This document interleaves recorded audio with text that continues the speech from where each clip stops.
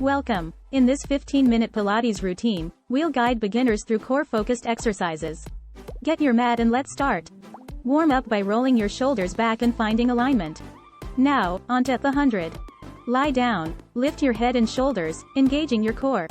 Next, rolling like a ball. Balance on your sit bones, round your spine, and roll back and forth. Strengthen and massage your spine simultaneously. Now, single leg stretch. Lie down, lift head and shoulders, and alternate extending legs, engaging your lower abs and enhancing coordination. Lastly, the swan.